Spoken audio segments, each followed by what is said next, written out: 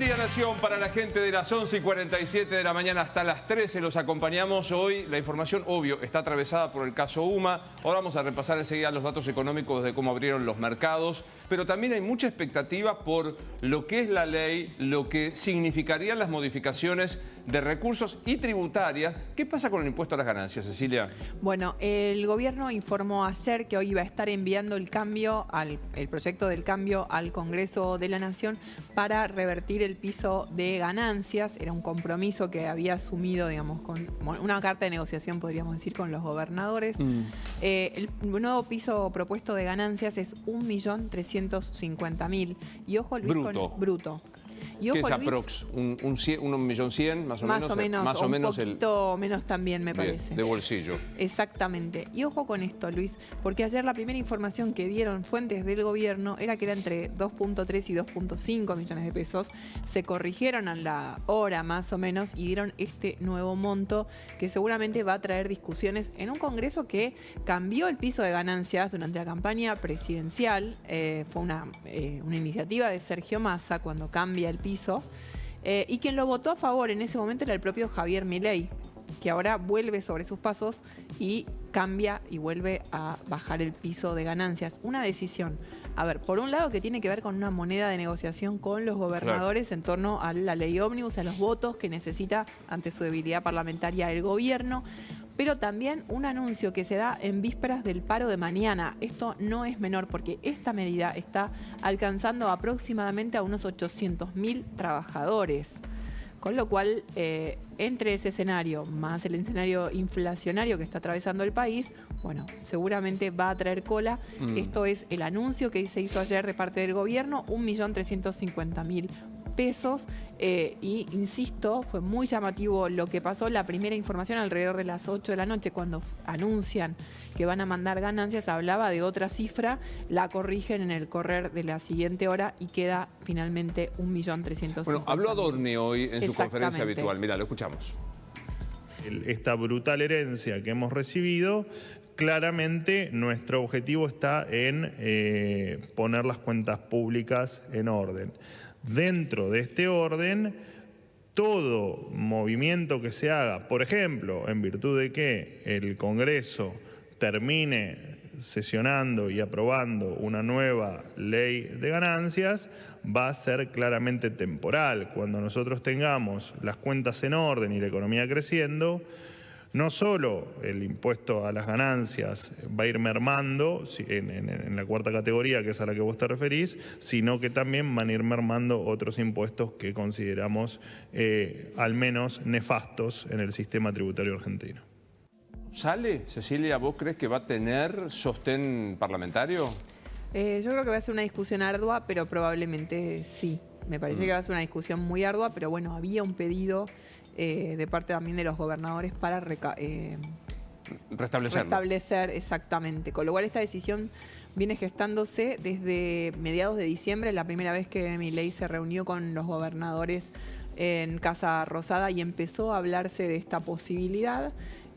Con lo cual, digamos, siempre la guardaron como una carta de negociación, por eso incluso no fue dentro también de la ley ómnibus. Lo más probable es que el piso se mueva. Conociendo las prácticas legislativas, sí, que en el tira y afloje legislativo digan que vuelva, está bien, porque sectores de Juntos por el Cambio votó en contra de la eliminación del Es lo que le reprochaban al propio Milei, que había votado a favor de la baja, que era una medida que claramente era electoral para Sergio Massa, ¿no? Que buscaba... Claramente. Y Milei la justificó en la lógica de baja de impuestos, pero está claro que ahora tiene que subir impuestos porque las cuentas no cierran, que era lo que le decían otros en ese momento. Decían, las cuentas no cierran y el impuesto a las ganancias es de los más progresivos que hay. Tanto se llenan la boca, incluso la CGT, hablando de la justicia social, están dejando de pagar los que más ganan. ¿Sí? Pero lo que probablemente pase es que eleven un poco ese piso, porque aparte en la discusión con los gobernadores que dicen, necesitamos plata, decís, bueno, ¿de dónde sacamos la plata? Subir ganancias, volver a restituir ganancias, no. Subir retenciones, no. Bajar, ajustar el gasto por acá, no. entonces ahí es donde decís, bueno, pará, al final me estás bloqueando. Quiero sumarlo a Salvador Di Stefano, que es economista, para hablar de esta cuestión. Ayer me decían que había un borrador del radicalismo para subir el piso y bajar las primeras escalas. O sea que cuando vos empezás a pagar, no pagues tan fuerte. Salvador, soy Luis Novarecio. Buen día, Nación. ¿Cómo estás? Buen día, ¿cómo te va? Gracias por llamar. Empecemos, no sé si lo tenés ahí, Dire, para repasar cómo está la plaza financiera y cambiaria, cómo estamos con el dólar en el día de hoy. ¿Hubo algún ruidito de que se separaba la brecha entre el oficial y el blue? ¿Qué estás viendo ahí, Salvador? Mira, se está separando la brecha porque si vos tenés un plazo fijo hoy en día que te da el 9,6% mensual y ves la inflación en torno del 25%, o el mes de enero que se estima un 20-22%, la gente prefiere más tener el billete en la mano. Entonces hace una operación dentro del mismo banco pasándose de peso a dólares y eso ha incrementado la brecha a niveles cercanos al 60%. Por lo cual hoy, entre los ruiditos que hay desde la política y de la economía, tenemos una brecha que se fue al 60%, que es una brecha normal y lógica para el estado de situación de la economía argentina. O sea, lo que vos ves ahora debajo nuestro, 841,25 el oficial, el blue 1240 está dentro de lo, iba a decir normal, pero pongo todo entre comillas. A ver, te lo pongo entre comillas. Te voy a poner un número para que entendamos la gravedad de la situación. En el día de ayer se conoció el déficit fiscal del año 2023. Para hablarlo con términos que a la gente lo pueda comprender, estamos 14.000 millones de dólares para atrás. Claro, para entender, 14.000 millones de dólares para atrás. Para atrás. O sea, vos tenés un déficit de 14.000 millones de dólares. Para financiar ese déficit, la anterior gestión le pidió plata al Banco Central República Argentina. Con lo cual hubo que pagarle intereses al Banco Central República Argentina, ¿sí? Entonces, ¿cuánto le pagamos de intereses? Que en verdad no le pagamos esos intereses, en verdad eso se hizo un asiento contable. Le pagamos 40.000 millones de dólares. Claro, obviamente. Y a esto agregale un dato también económico ayer. Nos transformamos 2023 punta a punta en el país con más alta inflación del mundo. Bien, si vos tomás los últimos 5 años, la inflación de los últimos 5 años fue el 1950% y la devaluación fue del 2000%. Yo quiero que entendamos estos números para qué. A ver, yo no me voy a convertir en un defensor de Javier Milei porque hay muchas cosas que yo al gobierno de Javier Milei le critico. Ahora, muchachos, esta es la herencia. No le pidamos 60 días al flaco que te arregle todos los problemas que tenemos en la República Argentina cuando arranca menos 14.000, cuando arranca con una inflación del 211% y arranca con un país que viene 2 años de pandemia, 3 años de sequía y 4 años de kirchnerismo. A ver, estamos en una situación muy delicada. Entonces yo más que ponerme a leer la anécdota del día a día o lo que ha pasado con un impuesto con el otro, entendemos que esto es un mundo de restricciones la que tenemos por delante y que los próximos 6 meses el paciente va a estar en terapia intensiva. La economía argentina en los próximos 6 meses va a estar en terapia intensiva. Claro. Ahora digo, algunos opinan, algunos colegas tuyos, que a esto que había que hacer inevitablemente, que era la devaluación, la corrección de algunos precios relativos, porque falta corregir todavía algunos precios relativos, le falta un plan necesariamente de estabilización. ¿Qué opinas, Salvador? Mira, yo pienso que el plan de estabilización lo van a lograr en la medida que tengan todas las leyes necesarias para poder empezar a gobernar. O sea, vos no le podés pedir un plan de estabilización cuando todavía estamos discutiendo el DNU, estamos discutiendo la ley ómnibus y estamos discutiendo con el Congreso. Me parece que esto es una primera etapa y que después de marzo o abril vamos a ver probablemente nuevas medidas económicas para complementar estas existentes. Lo que pasa es que en el mercado están todos con la cabeza quemada y están esperando que en marzo o abril haya una mega devaluación, se vaya el ministro, se vaya Milei y entonces meten un ruido espectacular. Claro. ¿Sabés lo que va a pasar en marzo-abril? No se va a ir ni Milei, ni se va a ir el ministro, ni se va a ir nadie. Lo que va a pasar en marzo-abril es que se van probablemente a ordenar una serie de medidas que van a ser complementarias de las que se tomaron hasta ahora. Ahora, esto no quiere decir que yo avale todo el plan. Yo, por ejemplo, yo soy crítico de que le pongan más retención al campo, porque hoy en el interior del país ponerle más retención al campo lo van a dejar muy débil.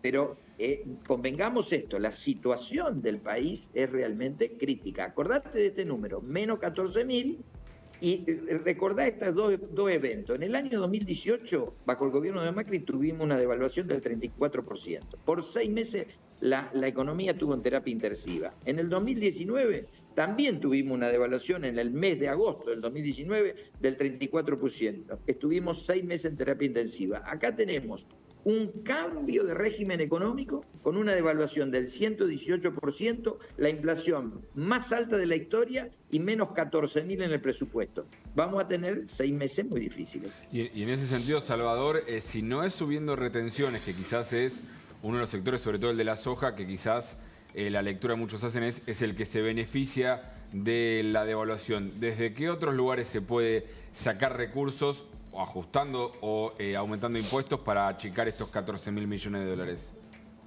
Mira, la vida es son incentivos. Ustedes me llamaron a mí porque tienen incentivo de escucharme, yo estoy acá porque tengo incentivo de estar con ustedes. Sí. Cuando yo voy a hacer un plan económico, tengo que generar incentivo de producción para que el campo haga más cantidades con menos tributo. O sea, el año pasado vos hiciste 20 millones de toneladas de soja con estos tributos. Este año vas a hacer 49, 50 millones de toneladas de soja con este tributo. A ver, no estaría mal inclusive bajarle un poco la retención porque va a producir mucho más. Claro. El año pasado hiciste 36 millones de toneladas de maíz. Este año la Bolsa de Comercio Rosario y de Capital Federal te dice que vamos a hacer 52. Entonces, yo tengo que empezar a trabajar con el P por Q y tengo que empezar a seducir a los sectores. Esto es seduciendo al capital. Seduzcamos a la gente que produzca más y de esa forma pagamos impuestos. Bueno, 3 cosas para decir. Debajo nuestro, debajo de Siblat está, ahora debajo mío, la manifestación en Olivos que estaba cubriendo Tomás Díaz Cueto. A la izquierda, la Casa Rosada con el presidente. Y hoy habló Salvador, Manuel Adorni, cuando se le planteó el escenario, ¿qué pasa si no sale la ley ómnibus? ¿Qué pasa si se rechaza todo lo que han sido la ley de bases y también el decreto de necesidad de urgencia? Y esto decía. Por supuesto que hay que tener en claro que el ajuste de las cuentas públicas va a incluir también el análisis de todas las partidas, todas y cada una de las partidas que el Gobierno Nacional transfiere a las provincias en todos los conceptos que se te pueda ocurrir. Digo, está claro que la ley, lo dijimos una y mil veces, es acotar, hacer más vulnerable esta transición hacia una Argentina más normal, hacia una Argentina en crecimiento, hacia una Argentina que mejore salarios y que mejore el nivel de empleo.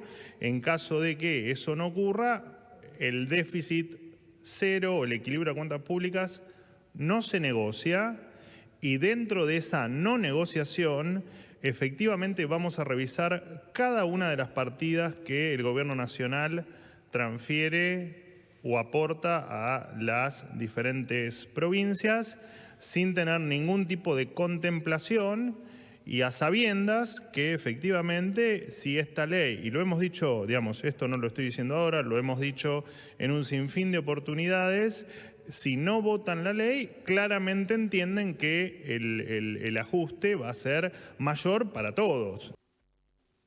¿Qué opinas de esto que dice Adorni, Salvador? Sí, los números mandan. Si yo tomo todo el gasto público, 50,7% son prestaciones sociales, Luis. Sí. 50,7% son prestaciones sociales. 11,7% son salarios. 9,7 son subsidios, energía, transporte, 8 gastos de capital y 11,5 transferencias a otras provincias, entre otros gastos. Evidentemente, si no sale esta ley, tienen que recurrir a podar. Y cuando vos podar, a ver, si sale la ley, es un recorte con tijerita. Si no sale la ley, van a podar con un hacha. Yo preferiría la tijerita antes que el hacha. Está.